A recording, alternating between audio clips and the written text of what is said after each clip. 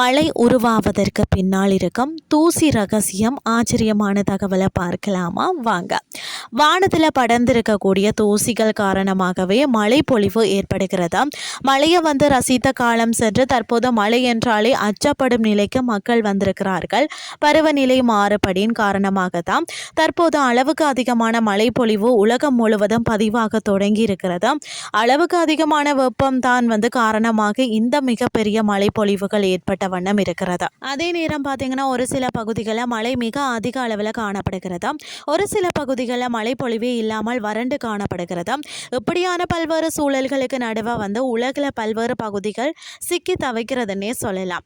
அதே சமயம் வானத்தில் தூசிகள் இயல்பாகவே காணப்படுகிறது. மேலும் பார்த்தீங்கன்னா காற்றின் வேகம் காரணமாக பூமியின் நிலப்பரப்பில் இருந்த மணல் துகள்களும் அடித்து செல்லப்பட்டு வானத்தில் தேங்குகிறதாம். அவைகள் வானத்தில் தூசி கூட்டங்களாக பரவி படர்ந்திருக்கிறது. இவ்வாறான தூசிகளில் நீராவிகள் படர்வதால் தான் உருவாகும் தோற்றமே மேகங்கள். அதாவது மழை 3 பரிமாணங்களை கொண்டதாக இருக்கிறது. சூரிய வெப்பம் பூமியில் இருக்கும் தண்ணீரை ஆவியாக்கியே மேலே இழுத்து செல்கிறது. அவை வானத்தில் இருக்கக்கூடிய சிறிய தூசிகள் மீது படிந்து மேக கூட்டங்களாக உருவெடுக்கிறது. அந்த மேக கூட்டங்கள் மீது மீண்டும் மீண்டும் அதிகப்படியான நீர்த்துளிகள் சேர சேரதான் எடை அதிகரிக்கிறது.